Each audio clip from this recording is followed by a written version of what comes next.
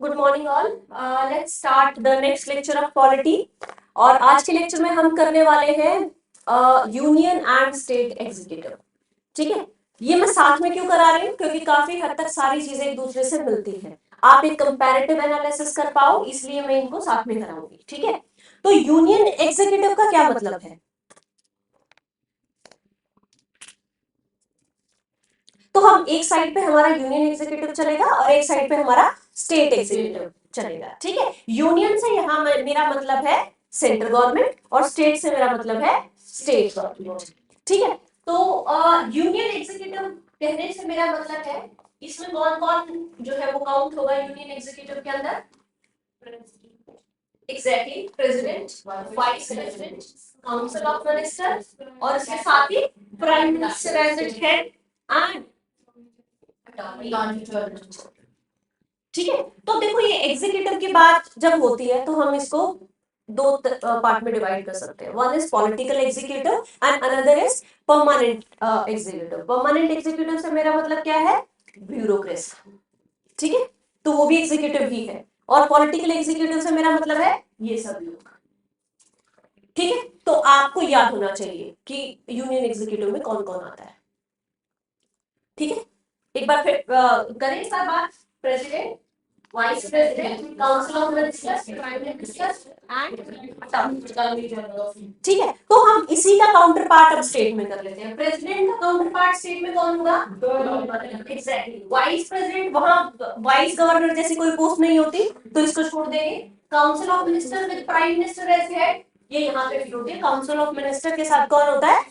CM होता है। ठीक है, देन अटॉर्नी जनरल की जगह पर वहां कौन होता है? Advocate general. तो जब मैं बात कर रही हूँ कि हम यूनियन एंड स्टेट एग्जीक्यूटिव पढ़ेंगे तो हम इन सब के बारे में पढ़ेंगे। ठीक है, आज मैं स्टार्ट करूंगी प्रेसिडेंट, उसके साथ में कंपेयर करूंगी वाइस प्रेसिडेंट, और सेम नोट पर हम करेंगे गवर्नर। इन तीनों को हम पैरेलली चलाएंगे। ठीक है, आर्टिकल कौन कौन से कवर करते हैं? देखिए, पार्ट 5 में मेंशन है यूनियन एग्जीक्यूटिव का, पार्ट 6 में मेंशन है कॉन्स्टिट्यूशन का स्टेट एग्जीक्यूटिव, आर्टिकल 52 से 78 तक एंड आर्टिकल 153 से 167 तक। ठीक है, एटलीस्ट अगर आपको सारे याद नहीं रहते ना बीच के, सारे वैसे करने भी नहीं है, आपको एडवोकेट जनरल का पता होना चाहिए, प्रेसिडेंट से रिलेटेड आर्टिकल्स इंपॉर्टेंट है, prime minister council of minister के इनिशियल आर्टिकल्स इंपॉर्टेंट है। ठीक है, तो वो करके आपको बस ये पता होना चाहिए कि यहाँ से यहाँ तक बेसिकली क्या होता है, यूनियन एग्जीक्यूटिव होता है, स्टेट एग्जीक्यूटिव होता है। ठीक है, चलिए, तो ये अच्छा, मेरा ग्राफ नहीं आया इसमें पीपीटी में।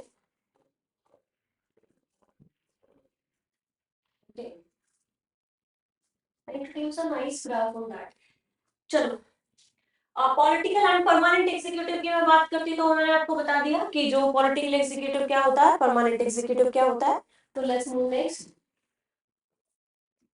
अब ये कह रहा है कि एग्जीक्यूटिव का रोल क्या है इन पार्लियामेंट्री डेमोक्रेसी। की जो पार्लियामेंट्री डेमोक्रेसी है वहां एग्जीक्यूटिव क्या रोल प्ले करेगा? सबसे पहला रोल तो it is a subset of parliament, है ना। सबसेट क्या होता है कि पार्लियामेंट एक बड़ी इंटाइटी है, उसके अंदर एक छोटी सी इंटाइटी ये भी।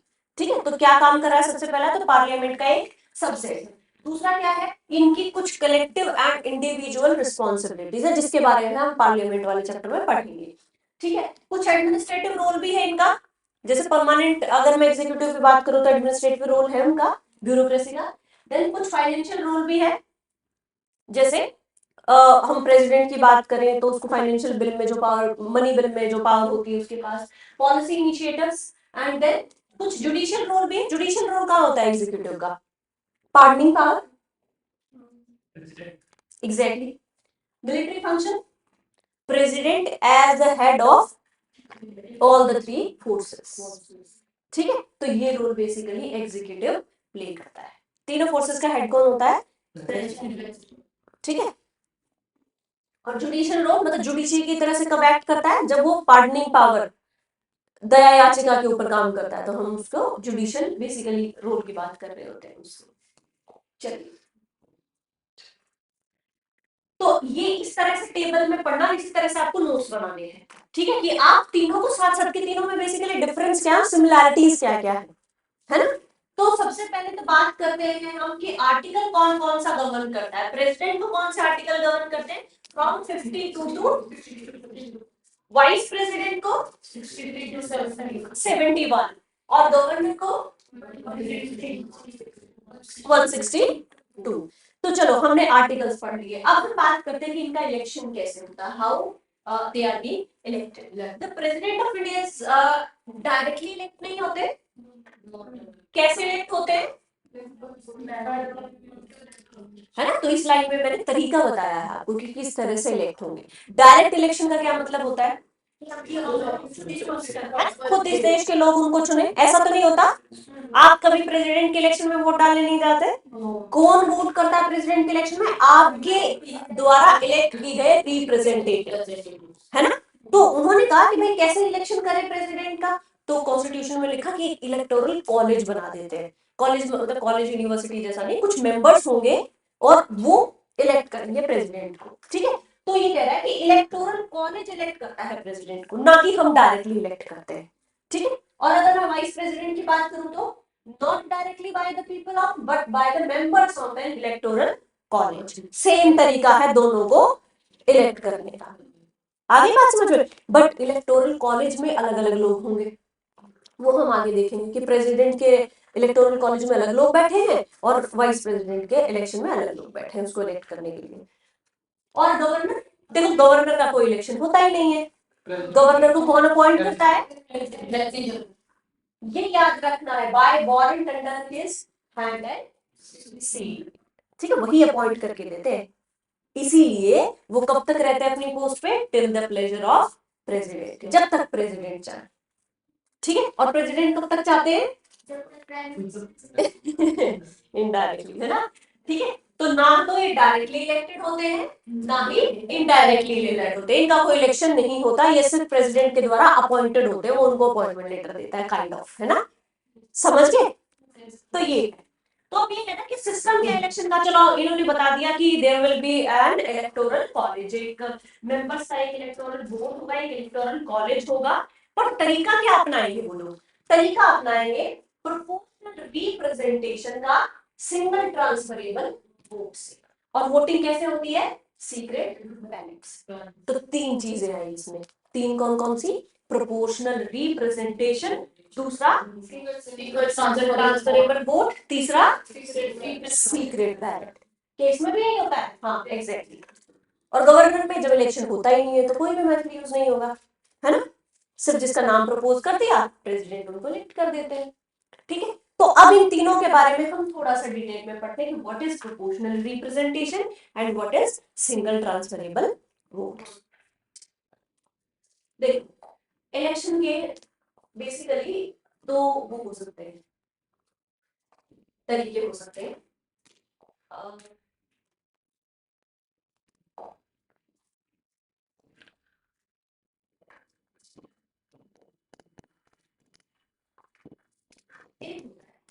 First past the post.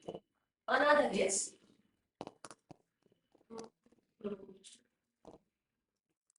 proportional representation.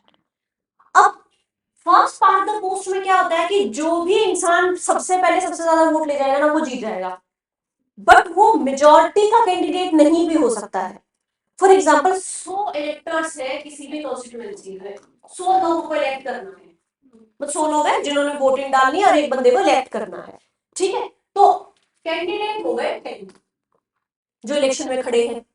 तो अभी 100 वोट्स कैसे जाती है, 100 वोट्स कैसे जाती है? एक को गई 10, मतलब 10-10 वोट सबको चली गई, या एक को 9 चली गई, एक को 11 चली गई, है ना। तो क्या 11 वाला 50% का कोटा 51% का कवर कर रहा है? नहीं ना, मेजोरिटी में 51% हुई ना, 51 लोगों की मेजोरिटी हुई, पर 11 वाला जीत रहा है। तो किसी की एक भी वोट ज्यादा हो गई तो वो जीत जाएगा, एग्जैक्टली। और ऐसा हो सकता है कि वो मेजोरिटी का कैंडिडेट नहीं हो। तो क्या मेजोरिटी ऑफ लोगों ने उस कैंडिडेट को इलेक्ट किया? नहीं, तो मेजोरिटी की आवाज नहीं है, समझे। First pass the post example बताओ कहां यूज होता है first pass the post India में?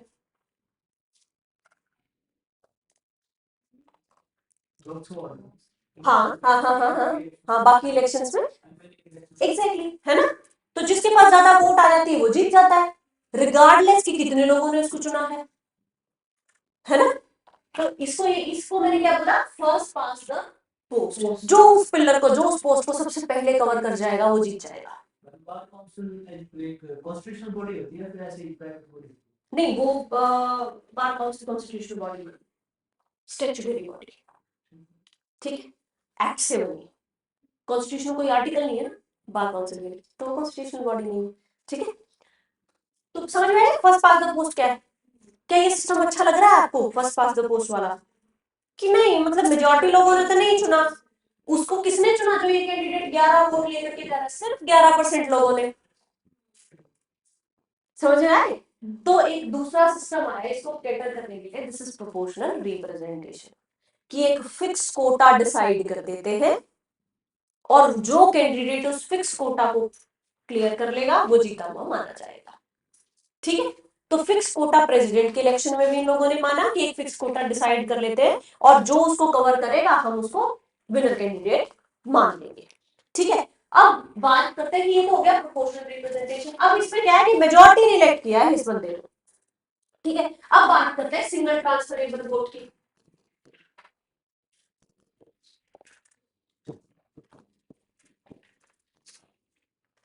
हम प्रेसिडेंट के इलेक्शन की बात कर रहे हैं। प्रेसिडेंट के इलेक्शन के लिए खड़े होते हैं 4 लोग, ठीक है। ये एक बैलेट पेपर है जो सभी इलेक्टर्स को दिया गया है कि आपको इसमें इलेक्ट करना है। यहां पर रहेगा नेम, जितने कैंडिडेट इलेक्शन में खड़े हैं, for example A B C D. समझ में आ गया?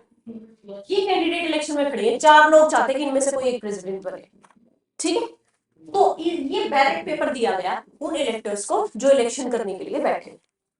तो अब ये इनको अपनी प्रेफरेंस देनी है कि फर्स्ट प्रेफरेंस पे कौन है। फॉर एग्जांपल मैंने फर्स्ट प्रेफरेंस दे दी ए को, बट मुझे लगा कि चल ए नहीं होगा ना तो सी पे बन जाए तो मुझे कोई दिक्कत नहीं है। थर्ड प्रेफरेंस दे दी मैंने बी को, फोर्थ प्रेफरेंस दे दी मैंने डी को। दैट वे ये सेम बैलेट पेपर हर किसी को मिलता है, ठीक है। तो अब हम देखते हैं कि candidate A B C D, ठीक है। अब इसको देखते हैं कितने लोगों ने इसको फर्स्ट प्रेफरेंस दी है। जिसको सबसे ज्यादा फर्स्ट प्रेफरेंस मिली है वो अभी नहीं, राउंड 1 में वो विनर है ना अभी के लिए, तो कि जिसको सबसे ज्यादा प्रेफरेंस दी। फॉर एग्जांपल इसको 3 लोगों ने फर्स्ट प्रेफरेंस दी है, इसको एक ने दी है, इसको 2 लोगों ने दी है, इसको 3 ने दी है। एग्जांपल के तौर पर कि किसी, अब सबसे कम जिसको प्रेफरेंस मिली है वो हट जाएगा, उसको हटा दिया। इसकी वोट किसको जाएगी, जिसको ये जो सेकंड बेस्ट है उसको जाएगी। इसकी वोट उसको ऐड हो जाएगी जो सेकंड नंबर पर आ, समझ गए? इसकी वोट किस में ऐड हुई है, तो सी के पास ज्यादा होगी। अब जिसके, अब इस राउंड में जिसकी सबसे कम रह जाएंगी वो एलिमिनेट हो जाएगा, उसकी वोट फिर सबसे सेकंड प्रेफरेंस थर्ड प्रेफरेंस को चली जाएंगी। दैट वे एक ही कैंडिडेट बच जाएगा जो लास्ट में उस फिक्स कोटा को क्लियर करेगा, क्योंकि वोट क्या हो रही है, बार बार ऐड भी तो हो रही है ना कि जिसकी वो सेकंड प्रेफरेंस था उसको चलेगी, थर्ड था उसको चलेगी, है ना। तो दैट वे एक कैंडिडेट बच जाएगा लास्ट में। ये कब तक रिपीट करना होता है, जब तक रिपीट करना होता है जब तक आप जितने नंबर ऑफ कैंडिडेट इलेक्ट करना चाहते हैं तब तक कर नहीं लेते। फॉर एग्जांपल किसी को 2 प्रेसिडेंट चाहिए किसी कंट्री में, तो वो जब तक करेगा जब तक 2 लोग ना मिल जाए उसको, ऐसे है ना। हमें एक ही चाहिए होता, हम तब तक रिपीट करते हैं इस वोट को जब तक कि हमें वो एक कैंडिडेट ना मिल जाए। किसी को डाउट? हाँ, बी की एक वोट है, तो जो बी ने जो एक वोट आई है बी को, जो एक आदमी नहीं, एक आदमी ने बी को प्रेफरेंस दी है, तो अब उस आदमी ने जिसको सेकंड प्रेफरेंस दिया उसको चली जाएगी वोट, समझ गए? कि फर्स्ट तो काउंट ही होगी, मतलब चली गई, क्योंकि अब फर्स्ट प्रेफरेंस मैटर ही नहीं करती क्योंकि आप तो लास्ट आए। अब वो सेकंड को चली जाएगी जो उसका सेकंड को, ठीक है। दैट वे वो अगले वाले पे रिपीट होगी, फिर उससे अगले वाले पे रिपीट, ठीक है। और अगर यही होता कि इस बी को ये फर्स्ट प्रेफरेंस फॉर एग्जांपल 4 लोगों ने दे दी होती, फिर क्या होता? तो बी सी नहीं नहीं, कहने का मतलब कि ये बढ़ा दूं मैं, मतलब लास्ट आया है, ये कहने का मतलब ये है ये लास्ट है। फॉर एग्जांपल ये 8 7 6, ठीक है, ऐसे कर लो इसको। तो अब ये बंदा है जो बी, इसको 4 लोगों ने फर्स्ट प्रेफरेंस दी है, 1 2 3 4। अब इसने फर्स्ट प्रेफरेंस तो दी थी बी को, दूसरी प्रेफरेंस दी थी सी को, इसने दूसरी दी थी ए को, इसने दूसरी दी थी डी को, और इसने दूसरी दी थी ए को। अब ये सबके पास चली जाएगी जिन जिनको सेकंड प्रेफरेंस दी। आगे बात समझ रहे हो? ये वोट किसको जाएगी? सी को। ये वोट किसको जाएगी? ये किसको जाएगी? और ये किसको जाएगी? अब जो लास्ट आएगा उसके साथ सेम यही रिपीट कर देंगे। आगे बात समझ? हाँ, मगर फर्स्ट राउंड में कोई जीत जाता है, उससे उसको मिल जाती है सोल्व। कोटा क्लियर कर लेता है पहले ना। हाँ बस हो गया, फिर ट्रांसफर करने की जरूरत नहीं, क्योंकि ट्रांसफर तभी करना पड़ता है जब वो कोटा तक नहीं पहुंचता, है ना। कोटा तक पहुंचने के लिए तो सिंगल ट्रांसफरेबल वोट का यूज किया है, फिर वोट को ट्रांसफर करते रहेंगे कि चलो ठीक है, इसकी फर्स्ट प्रेफरेंस नहीं जीत रही, इसकी सेकंड तो जीतेगी, इसकी थर्ड तो जीतेगी, है ना। तो जो ये कैंडिडेट इलेक्ट होके आएगा ये मेजॉरिटी का कैंडिडेट होगा, क्योंकि मेजॉरिटी ऑफ लोगों ने इसे अपनी फर्स्ट या सेकंड प्रेफरेंस माना। समझ में आ गई बात?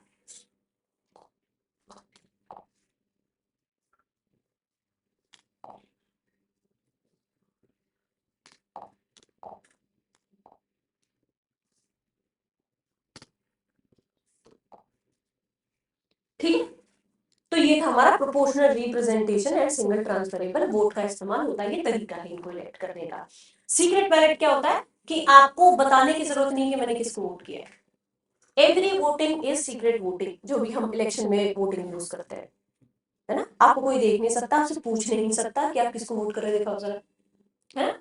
और इवन जो पार्टी होती है ना, पार्टीज है जैसे बीजेपी है, कांग्रेस है, ये सारे ये व्हिप इशू करते हैं। व्हिप इशू करने का मतलब क्या होता है कि अपने पार्टी के मेंबर्स को डायरेक्टिव देते हैं कि आपको ऐसे वोटिंग करनी है हाउस में, ठीक है। जो कैंडिडेट इस व्हिप की अवहेलना करता है उसके ऊपर एंटी डिफेक्शन लग सकता है कि उसको पार्टी से निकाल सकते हैं। बट प्रेसिडेंट के इलेक्शन में एक्सेप्शन होता है कि आप व्हिप का इस्तेमाल नहीं करते, या व्हिप की बात को टाला जा सकता है, आपके ऊपर एंटी डिफेक्शन नहीं लगेगा। प्रेसिडेंट का इलेक्शन इज एक्सेप्शन। मैम को पता कैसे चलता है? चलता ही नहीं, सीक्रेट वोटिंग, है ना। तो नहीं पता चलता कि किसने किसको वोट किया है। चलिए, गवर्नर के बारे में मैंने बताया था आपको कि he is appointed by president, उसी के वारंट एंड सील से अपॉइंटेड है। तो ये कह रहा है कि तो क्या फिर वो उसका जो सेंट्रल गवर्नमेंट है उसका एम्प्लॉय हो गया गवर्नर? नहीं। तो दैट इज द केस, इसके बारे में governor of the state act as a nominee of central government. Supreme court में एक केस आया, हरगोविंद पंत वर्सेस रघुकुल तिलक केस 1979। तो उन्होंने कहा कि it is not an employment under the central government. दूसरी क्या बात है, is an independent constitutional office. सिर्फ नॉमिनेट किया गया है इसका मतलब ये नहीं है कि वो उनका एम्प्लॉय है। It is an independent constitutional office and not under the control or subordinate to central government. एक कन्वेंशन भी होती है, स्टेट गवर्नमेंट से पूछना पड़ता है कि आप किसको चाहते हो, किसको रिकमेंड। कन्वेंशन होता है, कन्वेंशन है ये, अच्छा पढ़े सेंट्रल गवर्नमेंट का अगर वो पूछना चाहे तो। पर आप ये बताओ ना कि जैसे जहां पर हमारी पार्टी की गवर्नमेंट नहीं है किसी स्टेट में, हम उनसे पूछ के थोड़ी ना गवर्नमेंट को जाएंगे, है ना। तो जनरली क्या होता है, सेंट्रल गवर्नमेंट जिसको चाहती है, कन्वेंशन में से होना चाहिए ऐसा। तो इसके लिए आपको क्या पढ़ना, सरकारिया कमीशन की रिकमेंडेशन पढ़नी है रिगार्डिंग गवर्नमेंट।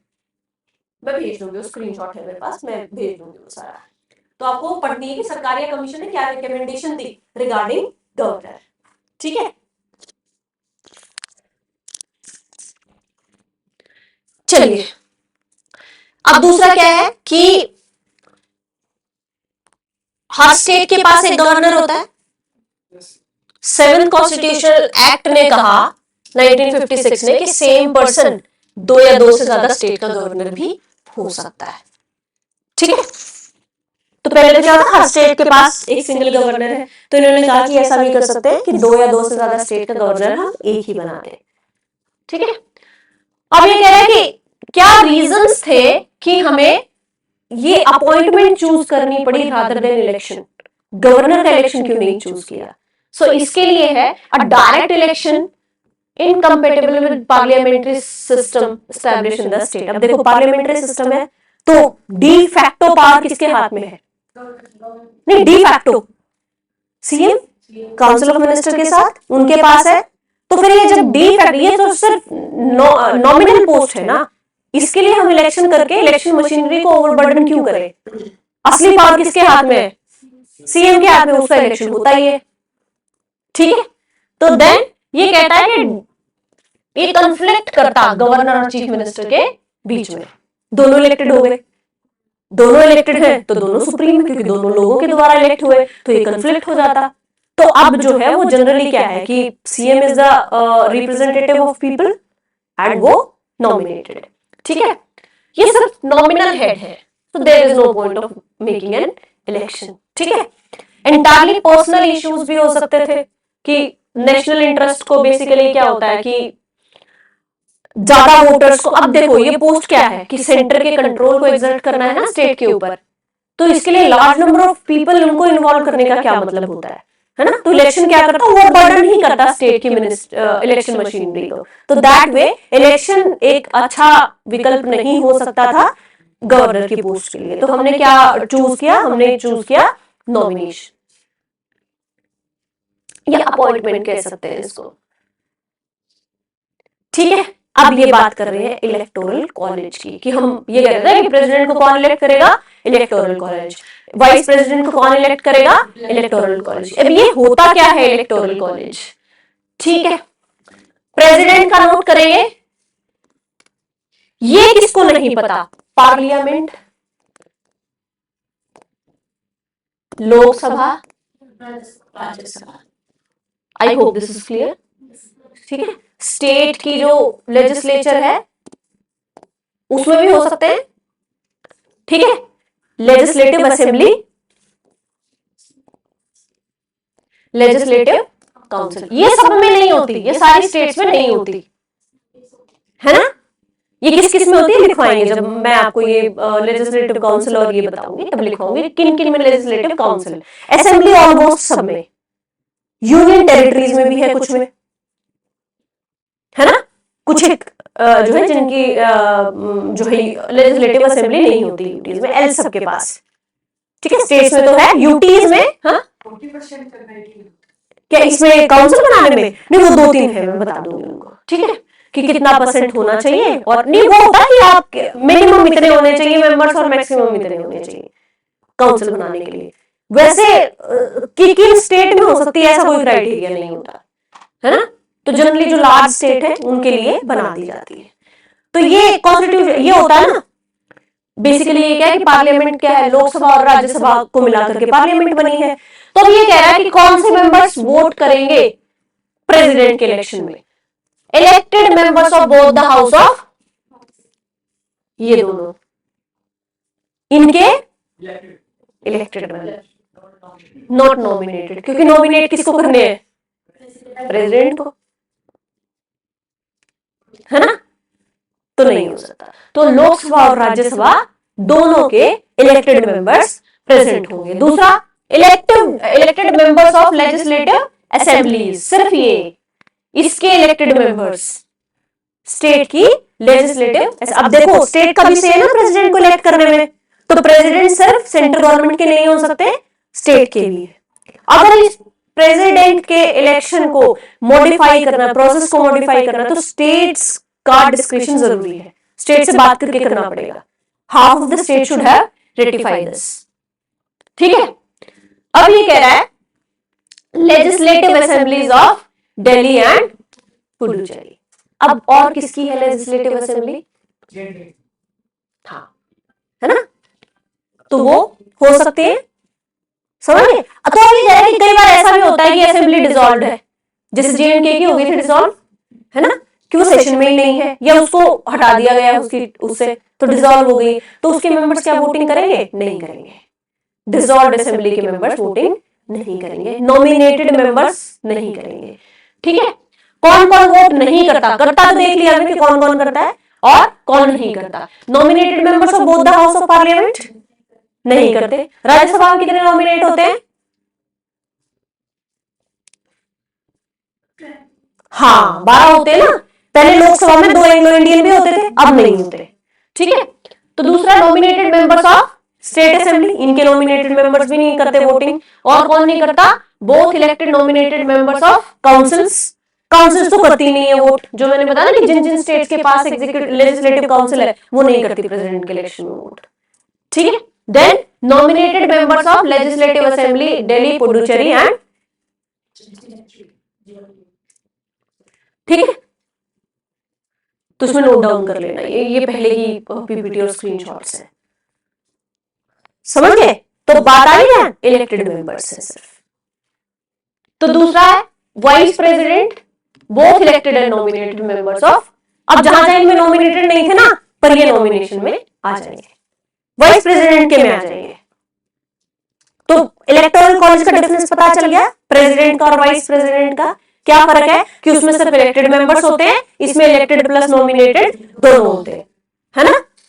देन एक फर्क और है, इसमें क्या है, स्टेट की लेजिस्लेटिव असेंबलीज के मेंबर भी करते हैं वोटिंग प्रेसिडेंट के इलेक्शन में, वाइस प्रेसिडेंट के इलेक्शन में नहीं करते, है ना। वाइस प्रेसिडेंट क्यों नहीं करते? Because he is not the representative of the country, president है ना। चलिए, मेजॉरिटी ऑफ द टाइम्स जब वहां ऑफिस वेकेंट होगा तब उनको प्रेसिडेंट की ड्यूटीज रिज्यूम करनी पड़ती हैं, दैट्स इट, इसीलिए होता है ना। स्टेट और यूटी दोनों की नहीं करते किस चीज में? हाँ हाँ एग्जैक्टली, ठीक। तो वो हो जाता है कि फिर स्टेट की अगर रिप्रेजेंटेशन जरूरी नहीं है तो फिर यूटीज की भी जरूरी नहीं है ना। चलिए अब बात करते हैं, ये कह रहा है कि election of a person as president is declared void by the supreme court. ठीक है, एक बंदे का election as a president void declare किया जा सकता है, किसके द्वारा? ये पावर किसके द्वारा है? किसके पास है? ये सुप्रीम कोर्ट के पास है। एंड जिस दिन से वो डिक्लेयर किया जाएगा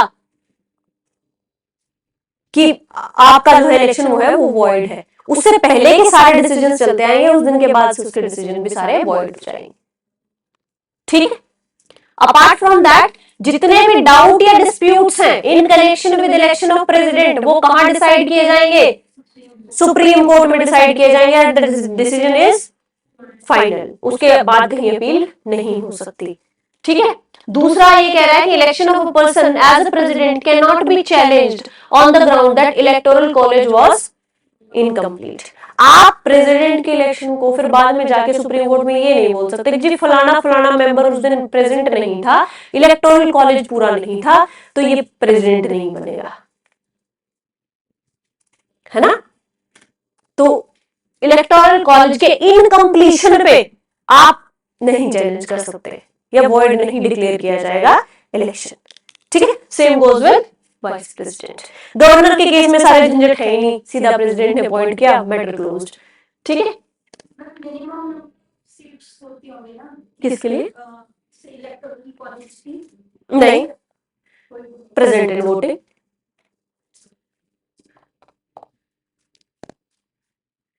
चलिए अब ये कह रहा है कि जब प्रेसिडेंट का इलेक्शन होना है तो कॉन्स्टिट्यूशन चाहता था कि स्टेट की रिप्रेजेंटेशन में और यूनियन की रिप्रेजेंटेशन में एक यूनिफॉर्मिटी रहे।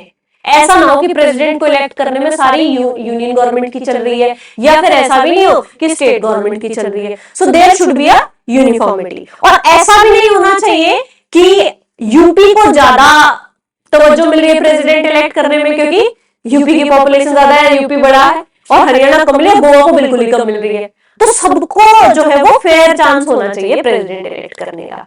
तो उसको लेकर के basically value of vote decide कर ली। Who is an MLA? MLA कौन होता है? हाँ, जैसे हरियाणा की असेंबली में जो भी मेंबर रहे वो एमएलए है ना। एमपी कौन होता है? जो या तो लोकसभा में गया है या, ठीक है। तो उन्होंने कहा value of MLA and MP हम लोग डिसाइड करते हैं। ठीक है। तो इन्होंने कहा कि कैसे डिसाइड करोगे? सबसे पहले एमएलए की याद होनी चाहिए कि what is the value of N MLA. Vote, MLA की वोट की वैल्यू क्या होती है और एमपी की वोट की वैल्यू, इस पे क्वेश्चन पूछा जा चुका है, सो बी केयरफुल अबाउट इट। ठीक है ना। Total population of the state, total number of elected members in the state assembly. Example के तौर पर हम हरियाणा का एग्जाम्पल ले लेते हैं। पॉपुलेशन अप्रोक्स बता दो, अंदाजा सा बता दो। 3 करोड़। हाँ? अपने पौने 3 करोड़ करीब जाता है। चलो मैं 3 करोड़ मान लेती हूँ। Total population of the state, number कितनी है इलेक्टेड मेंबर्स के स्टेट लेजिस्लेटिव काउंसिल में, असेंबली में? 90 है ना। अब ये कर रहा है तो ये आ जाएगी हरियाणा के एमएलए की वोट की वैल्यू। क्या पॉइंट मारा है? अरे राउंड ऑफ हो जाएगा भाई, बाद में थोड़ी बांट देगा अब तो।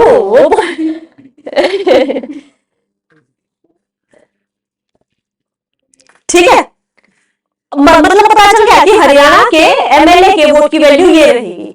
ठीक है, यूपी के वाले की ज्यादा आ जाएगी क्योंकि वहां की पॉपुलेशन ज्यादा है ना। तो यूनिफॉर्मिटी आ गई ना कि जिस स्टेट की पॉपुलेशन ज्यादा है उसको ज्यादा लोग मिल जाएंगे, जिसकी पॉपुलेशन कम है उसके एमएलए को कम वैल्यू मिल जाएगी। That's it. और पूरा यूनिफॉर्म हो जाएंगी सारी स्टेट्स, है ना।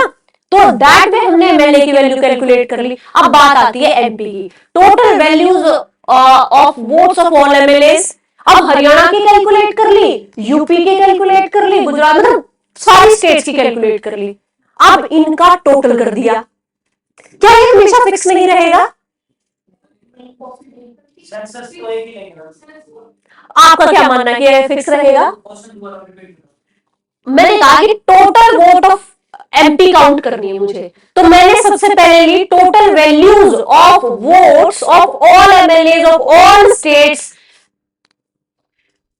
चेंज भी हो सकता है। स्टेट का मैम फिक्स रहना चाहिए। वैसे फिक्स रहना चाहिए। फिक्स रहना। वैल्यू सेम रहेगी लेकिन मैम एम मतलब कोई सिलेक्ट ना हो ना। टोटल काउंट होगी मैम। हाँ, जेएन की कितने सप्लीमेंट्री एक्सेप्शंस नहीं, वैसे मुझे जनरल रूल बताओ। हाँ, बस मैं इसी पॉइंट पर आना चाहती थी तुम्हें कि सेम रहेगी। ये लगभग 700। ठीक है, ऊपर नीचे हो सकता है कि जब आपके जेएनके का काउंट है, किसी और की स्टेट की असेंबली बना दी, वो कुछ एक्सेप्शंस है ना, वहां एक बात अलग हो जाती है। क्योंकि अब एक बात, हरियाणा के एमएलए की वोट तो वही रहेगी ना। एग्जैक्टली, गुजरात वाले की वही रहेगी, यूपी वाले की वही रहेगी। अब इन सबको ऐड कर देना है ना। तो ये बेसिकली क्या आ जाएगा आपका? हाँ, divided by total number of elected MPs. जितने भी एमपी टोटल इलेक्टेड वो भी सेम ही रहेंगे। एमपीज राज्यसभा के भी काउंट होंगे, है ना। तो ये अब क्योंकि ये पूछा था फिक्स रहेगी या नहीं रहेगी, और वो क्या चेंज करके दे सकते हैं, value of vote of N MLA will remain same. तो आपको पता नहीं एमएलए की नहीं रहती क्योंकि हर स्टेट की पॉपुलेशन अलग अलग है, तो एमएलए की कैसे सेम रहेगी? एमपी की सेम रहेगी क्योंकि हमने सारे एमएलए की वोट की वैल्यू को जोड़ दिया। अब जिस भी स्टेट की पॉपुलेशन बढ़ेगी उसकी वैल्यू भी चेंज हो जाएगी। तो ऑल दो सारा सब कुछ सेम ही रहेगा, कांस्टेंट रहेगा, किसी एक की बढ़ेगी किसी एक की घटेगी। समझ आ गई ना बात? तो ये लगभग 700 के आसपास। एग्जैक्ट वैल्यू देख लेना इसकी, मुझे यही ध्यान है कि 700 के आसपास। ठीक है, तो बात समझ में आ गई कि आपका बेसिकली क्या होता है, एमएलए के वोट की वैल्यू निकाली जाती है, एमपी के वोट की वैल्यू निकाली जाती है। हरियाणा का एग्जांपल लेके मैंने इसलिए समझा था कि आपको याद रहे। पॉपुलेशन ऑफ हरियाणा, जितनी सीट है हरियाणा की असेंबली में, divided by 1 by sorry multiply into 1 by 1000। ठीक है, इस 3 के तो इस मौके ने काट दिए, 1 0 तो बाकी की 0 काट दिए, 3 0 तो ऊपर वाले 0 काट दिए जो वाली। ठीक है, हाँ मतलब जो भी आए, आई डोंट केयर, मेरे को कैलकुलेट करके थोड़ी बता। ठीक है, तो ये है इसको अब ये कह रहा है कि वाइस प्रेसिडेंट का फिर कैसा रहेगा? भाई हमें यूनिफॉर्मिटी की जरूरत ही नहीं वाइस प्रेसिडेंट के इलेक्शन में, क्योंकि स्टेट्स का कोई सही नहीं है ना। सेम गोज विद ये फॉर्मूला यहाँ नहीं अप्लाई होगा। क्यों? क्योंकि स्टेट्स का कोई लेना ही देना नहीं है। देन बात आता है कि अगर एक कैंडिडेट को प्रेसिडेंट के इलेक्शन में जीतना, मैंने कहा था फिक्स कोटा, जो भी कैंडिडेट जीत लेगा वो प्रेसिडेंट बन जाएगा। अब वो फिक्स कोटा क्या होगा? फिक्स कोटा होगा total number of valid votes poll divided by 2 plus 1। ये 2 कहां से आता है? 1 प्लस ये होता है जितने भी कैंडिडेट आपको इलेक्ट करने हैं। अगर हमें 2 प्रेसिडेंट इलेक्ट करने होते तो यहाँ कितना आ जाता? 3। अगर हमें 3 प्रेसिडेंट इलेक्ट करने होते तो यहाँ कितना आ जाता? 4। तो ये 1 प्लस जितने भी कैंडिडेट इलेक्ट करने होते वो होता है ये। तो 2 हमारे केस में है, हर जगह 2 नहीं होगा ये, है ना। तो ये वाली वोट जो है ये 2 total number of valid vote polls divided by 2, ये 2 हमारे केस में, क्योंकि हमें एक ही प्रेसिडेंट चाहिए। प्लस में हाँ, इस टोटल के आने के बाद इसमें एक जोड़ देंगे, ये वोट जो भी सिक्योर कर लेगा पहले वो जीत जाएगा। ये है फिक्स कोटा। किसी को ये बात समझ में नहीं आ रही हो?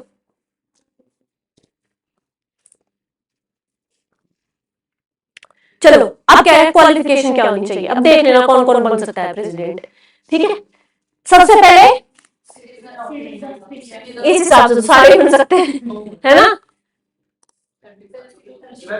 कोई भी नहीं, मैं भी नहीं बन सकती है ना, कोई नहीं बन सकता हमारे में से, we are disqualified to be president of India. ठीक है, he should qualified for election as a member of Lok Sabha. Lok Sabha का मेंबर बनने की क्वालिफिकेशन रखता हूं। मतलब मैं एमपी होना चाहिए। लोकसभा लोकसभा राज्यसभा की डिफरेंट होती है क्वालिफिकेशंस, लोकसभा की अलग होती है। ठीक है, तो लोकसभा का मेंबर बनने की क्वालिफिकेशन रखता हूं। अब ये इसमें भी सेम आता है, सिटीजन ऑफ इंडिया। अब देखो किसी भी कॉन्स्टिट्यूशनल पोस्ट पे बैठने के लिए ही should B a citizen of India, ये तो सब में सेम रहेगा। अब नेक्स्ट क्या है, एज की बात करते हैं, इसकी भी सेम है, तीनों की सेम। गवर्नर भी 35 साल का होना चाहिए कम से कम, और ये भी 35 ईयर्स का होना चाहिए। तो ये कह रहा है कि तीसरी क्वालिफिकेशन क्या है कि he should be eligible to be a member of Lok Sabha. वो भी अब इसमें थोड़ा सा चेंज ये आता है, he should B member of, क्यों? क्योंकि इसको राज्यसभा को ही हेड करना है ना, he is meant to be the chairman of Rajya Sabha. ठीक है, दूसरा क्या है, he should not hold any office of profit under union government, state government और लोकल अथॉरिटी या पब्लिक अथॉरिटी। अब इस पे थोड़ा सा लंबा डिस्कशन होगा कि ऑफिस ऑफ प्रॉफिट क्या होता है। ऐसा कोई ऑफिस या ऐसी कोई पोस्ट जो उसको प्रॉफिट दे रही हो, मोटा मतलब ये है। इसके बारे में डिटेल में बताऊंगी। ही should not hold any office of profit, same ये यहां भी होता है कि ऑफिस ऑफ प्रॉफिट नहीं होता। अब ये कह रहा है कि फॉर एग्जाम्पल एक सिटिंग वाइस प्रेसिडेंट है और उसको प्रेसिडेंट बनना है, तो क्या ये ऑफिस ऑफ प्रॉफिट होगा? ये नहीं होगा। कोई गवर्नर है, उसको देश का प्रेसिडेंट बनाना है, तो क्या ये गवर्नर की पोस्ट ऑफिस ऑफ प्रॉफिट होगी? नहीं। तो नोट कर लो, a sitting president, vice president, governor and minister of union state is not deemed to hold an office of profit. हाँ, क्योंकि अब लीव कर देगा वो। अब ऐसी तो पोस्ट नहीं है ना कि वो प्रेसिडेंट भी इलेक्टेड हो गया, गवर्नर था, गवर्नर की सैलरी स्टिल आ रही है ना। ऑफिस ऑफ प्रॉफिट का मतलब ना कि आपको उसका प्रॉफिट अब भी मिल रहा है, या आगे चल के ये हो सकता है सिनेरियो कि आपके डिसीजन बायस हो जाए। फॉर एग्जांपल आप किसी भी कंपनी के चेयरमैन हो, सीईओ हो, तो आपकी पॉलिसी इन्फ्लुएंस होगी, आपके डिसीजन से इन्फ्लुएंस होंगे। तो उस कंफ्लिक्ट ऑफ इंटरेस्ट को हटाने के लिए ऑफिस ऑफ प्रॉफिट लाया गया था। क्या कहीं कॉन्स्टिट्यूशन में ऑफिस ऑफ प्रॉफिट का मेंशन है? नहीं है। इस पे क्वेश्चन आ चुका है ऑफिस ऑफ प्रॉफिट पे। तो आपके लिए होमवर्क है, which act deal with office of profit? Note करके लिखो, it is not mentioned anywhere in the constitution, it is mentioned of in representation of people act.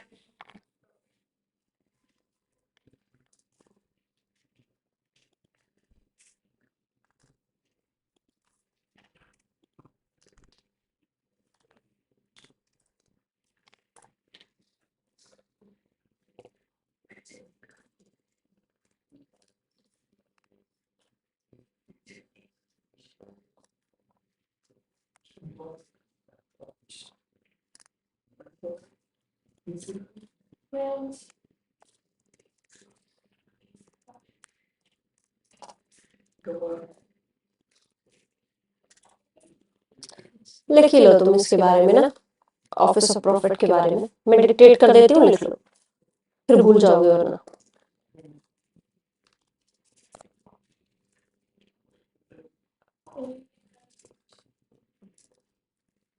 लिख लिया, it is not defined anywhere in constitution. Yes ma'am. ठीक है,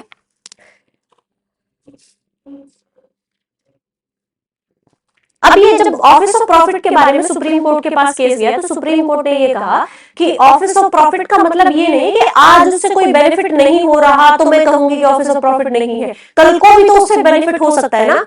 ये Jaya Bachchan case में बहुत important था, जया बच्चन केस लिख लो इसके अंदर ना, office of profit Jaya Bachchan case. इसका ईयर मुझे ध्यान नहीं है, इसको ईयर प्लीज ध्यान रखना। अब ये कह रहा है कि पता कैसे चलेगा this is office of profit. हाँ, इसी के केस में डिफाइन हुआ था कि आप एक्ट्रेस भी हैं, आप यहाँ पर भी पोजीशन होल्ड कर रही हैं, तो it is it amount office of profit. ठीक है, तो वहां सुप्रीम कोर्ट ने गाइडलाइंस दी थी।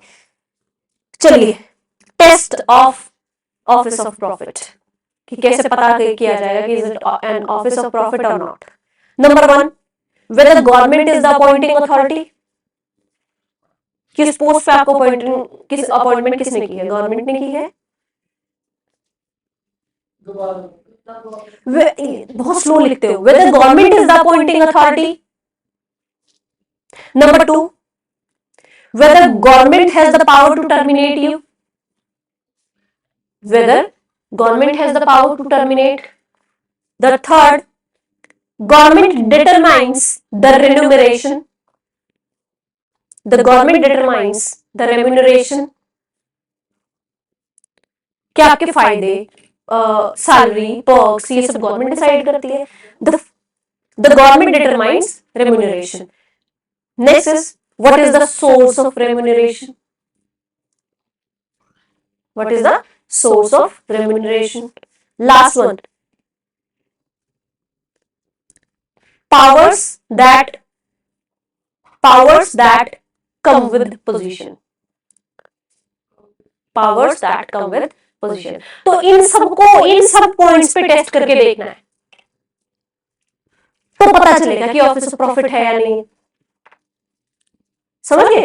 If government is the appointing agency, if post के साथ आपको पावर भी मिल रही है, if government has power to terminate you, तो हुआ ना ऑफिस ऑफ प्रॉफिट। तो मैं अगर कोई एक्ट्रेस थी और सैलरी में मतलब पोजीशन होल्ड कर दिया तो एक्ट्रेस का तो हाँ, तो तभी तो डिक्लेयर किया ना कि मतलब हर चीज को ऑफिस ऑफ प्रॉफिट नहीं बोल सकते, तो हम ये टेस्ट डिफाइन करते हैं कि जो इस टेस्ट पे पता चलेगा ऑफिस ऑफ प्रॉफिट है, तो इसको लिख देंगे। तो लिखो article 102 clause 1 and article 191,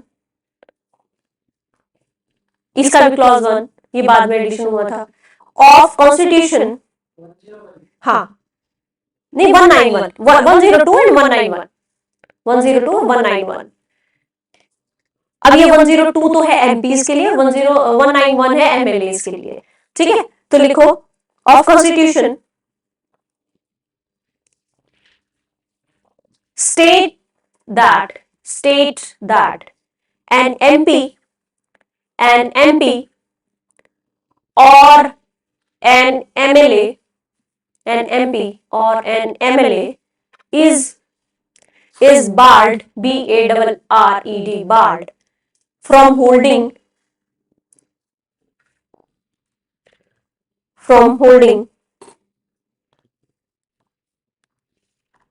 any office of profit.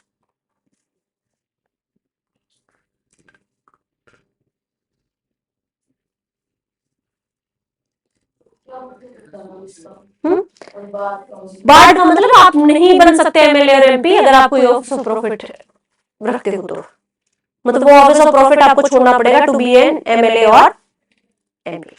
उतने टाइम तक जब तक आपने हाँ, जैसे किसी भी गवर्नमेंट जॉब के साथ आप कोई प्राइवेट बिजनेस नहीं कर सकते। वो तो गवर्नमेंट की अलग अलग पॉलिसीज हुई, पर आप गवर्नमेंट जॉब के साथ एमपी एमएलए नहीं बन सकते। हाँ, but this is office of profit. के साथ आप कोई प्राइवेट हाँ, जॉब बट वहां पर आपकी पोजीशन डायरेक्टरशिप की या उसमें उसके बोर्ड में आप नहीं होने चाहिए, कॉन्फ्लिक्ट ऑफ इंटरेस्ट है ना, वो वैसे कर नहीं, ऑफिशियली नहीं कर सकते, किसी कंपनी का हिस्सा, किसी फर्म का हिस्सा नहीं बन सकते। ऑफिशियली दिखाता है। हाँ, ऑफिशियली औरत नहीं बन सकते। एग्जैक्टली, आप किसी के नाम पे वो कर सकते वैसे तो हर कोई कर रहा है वो डायरेक्ट वो नहीं कर नहीं कर सकते। है ना, क्योंकि फिर आपकी पॉलिसीज उसी कंपनी के भले के लिए बनेगी, कॉन्फ्लिक्ट ऑफ इंटरेस्ट, है ना, तो आपको बिल्कुल इंडिपेंडेंट होना है, समझ गए। तो कौन नहीं काउंट होता, a sitting president, vice president, governor, minister is not deemed to hold any office of profit, अगर उसको प्रेसिडेंट बनना है तो, क्योंकि देखो अभी एक प्रेसिडेंट है, उसको फिर से प्रेसिडेंट बनना है, तो he is not considered as office of profit, है ना, और अगर कोई वाइस प्रेसिडेंट उसको प्रेसिडेंट बनना है तो ऑफिस ऑफ प्रॉफिट नहीं, कितनी बार बन सकता है? अनलिमिटेड है, कितनी बार भी आप प्रेसिडेंट बन सकते हैं, वाइस प्रेसिडेंट बन सकते हैं, गवर्नर बन सकते हैं, यूएस में लिमिट है। प्राइम मिनिस्टर के लिए पहला बार। हाँ? Prime minister. नहीं, जैसे ये प्रेसिडेंट वाइस प्रेसिडेंट हाँ पोस्ट छोड़ के दूसरी पोस्ट हाँ हाँ हाँ, पर कंसिडर नहीं किया जाएगा कि आप इलेक्शन लड़ सकते हो, आप इसको ऑफिस ऑफ प्रॉफिट काउंट नहीं किया जा सकता, समझ गए। चलिए अब ये कहता है और कौन कौन सी कंडीशंस हो सकती हैं प्रेसिडेंट बनने के लिए। देखो एक तो होता है जब वो नॉमिनेशन पेपर फिल करने जाए तो 50 इलेक्टर्स होने चाहिए, electors as proposer and 50 electors as seconders. Proposer और सेकेंडर्स क्या होते हैं, मैं नॉमिनेशन फाइल करना चाहती हूँ, तुम लोग यहाँ मतलब तुम लोग इलेक्टर्स हो, ठीक है, मैं कहती हूँ कि भाई मुझे 50 लोग जो है वो प्रपोजर चाहिए, मतलब 50 लोग मेरे नाम को प्रपोज कर देंगे, ठीक है, और 50 लोग अब इन 50 लोगों की बातों को सब्सक्राइब करेंगे कि हाँ ये 50 लोग ठीक बोल रहे हैं, सेकेंडर्स जिसको बोलते हैं, ठीक है, तो प्रपोजर एंड सेकेंडर्स 50-50 चाहिए। इसमें क्या है, उसको जरूरत ही नहीं है उसको बस प्रेसिडेंट की जरूरत है ना। सिक्योरिटी डिपॉजिट कितना, कहाँ, 5,000 आरबीआई, अच्छा मतलब सॉरी से 15,000 रुपए, है ना, कहाँ पर, आरबीआई, ठीक है, और अगर आप जो है वो मिनिमम वोट्स नहीं लेते हो तो ये पैसे वापस नहीं मिलेंगे, इसी को होता है, इसी को बोलते हैं जमानत जब्त होना, है ना, कि आपको अगर वो मिनिमम वोट्स होती हैं जो वो नहीं मिलती तो ये पैसे वापस नहीं मिलते, ठीक है। The security deposit made is liable to be forfeited in case of candidate fails to secure 1/6 of the vote pool. जितनी वोट डली है अगर उनका 1/6 वोट नहीं मिलती है या इससे कम मिलता है तो इसको डिपॉजिट को वहीं पर रख लिया जाएगा। जनरली प्रेसिडेंट के केस में तो होता ही है, बाकियों के साथ 2 ही लोग बचते हैं जिनको 2 मेजर पार्टी सपोर्ट कर रही होती है ना। चलिए अब बात करते हैं ओथ एंड एफर्मेशंस। एफर्मेशन क्या होती है, हाँ हाँ एग्जैक्टली, हाँ हाँ वो ठीक बोल रहा है। एफर्मेशन अभी के लिए मेरा मतलब यही है कि आप कहीं आप पॉजिटिव कुछ बात बोलते हो ना बार बार बार बार, सो दैट वो बात सच में हो जाए, इसी को तो एफर्मेशंस बोलते हैं कि भाई आप जो है पॉजिटिव रहो किसी चीज के लिए। तो प्रेसिडेंट को भी बोलना पड़ता है कुछ अच्छी अच्छी बातें जब वो ओथ लेता है, ठीक है। हाँ क्या क्या अच्छे दिन आएंगे।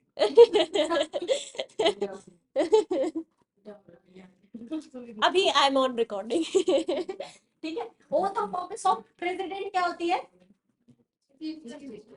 कौन एडमिनिस्टर करता है इसको, चीफ जस्टिस ऑफ इंडिया, है ना। अगर वो नहीं है तो आप ऐसे तो होता है चीफ जस्टिस ऑफ इंडिया कहीं बाहर है तो मतलब प्रेसिडेंट ओथ लेगा ही नहीं, किसी और को सीनियर मोस्ट जज ऑफ द सुप्रीम कोर्ट, ठीक है। प्रेसिडेंट किस चीज की कसम खाता है, affirmation, you know, to faithfully execute the office. दूसरा, preserve protect and defend the constitution, है ना। तो who is the defender of constitution according to, है ना, protector of constitution supreme court रहेगा, ठीक है। To devote himself to the service and wellbeing of the people of India, इस चीज की शपथ लेता है, ठीक है। तो अब बात करते हैं वाइस प्रेसिडेंट को, इसको शपथ कौन दिलाता है, ठीक है। और द कोई या फिर प्रेसिडेंट अगर बाहर है या नहीं है तो उनके द्वारा कोई भी अपॉइंटेड पर्सन दिला सकता है। अब अपनी ओथ में वो क्या कसम खाता है vice president, to bear true faith and allegiance to the Constitution of India and faithfully discharge the duty of her office. और उसको बड़ी शपथ दिलाने की जरूरत नहीं है ठीक है। अब गवर्नर को कौन शपथ दिलाता है, chief justice of concern high court, ठीक है, उस हाई कोर्ट का चीफ जस्टिस। और अगर वो नहीं है तो सीनियर मोस्ट जज of that high court. For example Haryana के गवर्नर को शपथ कौन दिलाएगा? Punjab and Haryana high court के चीफ जस्टिस। वो नहीं है तो यहाँ के सीनियर मोस्ट जज। ठीक है, अब गवर्नर क्या कसम खाता है? Faithfully execute the office. दूसरा, preserve, protect and defend the constitution and the law. Devote himself in the service and wellbeing of the people of state. देते हैं तो कोई पनिशमेंट भी होती है। तो यार ऐसे थोड़ी होता है। हाँ, ओथ ले रहा है कोई भी आदमी, तोड़ देते थे क्या हुआ? वो कॉन्स्टिट्यूशन को वायलेट करेंगे तो भाई अपने आप ही रिमूवल हो जाएगा उनका।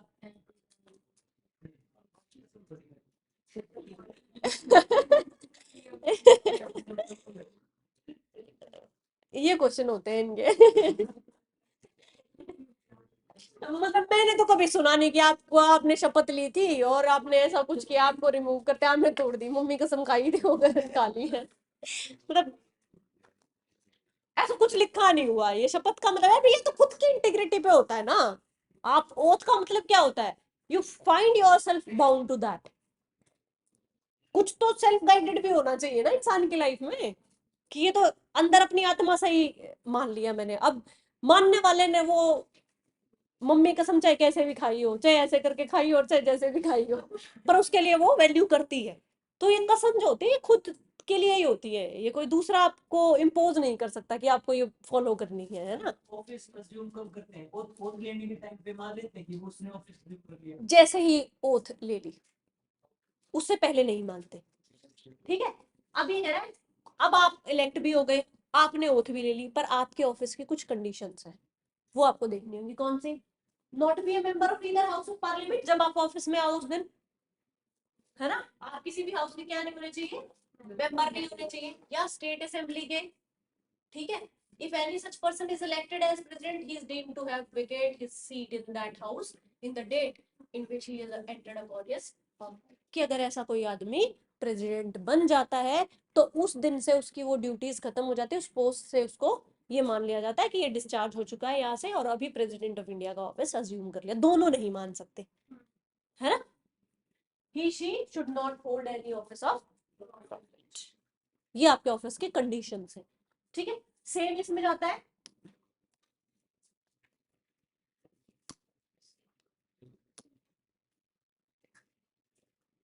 ठीक है, बेसिकली तो वही है ना कि इलेक्शन का तरीका ही डिफरेंट है, तो दोनों में कंपैरिजन कर सकते। टर्म ऑफ ऑफिस की बात कर लेते हैं, कितने साल तक रहेगा? 5 साल। ठीक है, बियॉन्ड भी रह सकते हैं 5 साल, जब तक उनके सक्सेसर वो ऑफिस अज्यूम ना कर ले। अब ऐसे थोड़ी होगा कि आज आप प्रेसिडेंट 5 साल हो गए आपको, पर नया कैंडिडेट अभी आया नहीं ऑफिस में, बट आपको 5 साल हो गए तो निकलिए, देश बिना प्रेसिडेंट का है, ऐसे नहीं हो सकता ना। हाँ, जो नेक्स्ट आएगा उसको चार्ज देके आप जा सकते हैं। ठीक है, मैम नेशनल इमरजेंसी के टाइम पे ये आगे भी चीजें हो सकता है। बिल्कुल बिल्कुल, सारे इलेक्शन, लोकसभा के टर्म को भी बढ़ाया जा सकता है। Eligible for re election to the office of any number of times, जितने नंबर ऑफ टाइम्स तक, सेम ये भी 5 साल तक है। ठीक है, होल्ड ऑफिस बियॉन्ड 5 साल, जब तक उनका सक्सेसर नहीं आ सकता। अब चेंज कहाँ आता है कि ये तो बाय डिफॉल्ट बाय कॉन्स्टिट्यूशन 5 साल तक है, वो 5 साल से पहले भी जा सकते हैं। वो कब तक गवर्नर है? जब तक till the pleasure of president, जब तक प्रेसिडेंट का प्लेजर है। ठीक है, जिस दिन प्रेसिडेंट उनसे नाराज हो गए, मतलब मतलब अगर कोई गलत काम कर दिया तो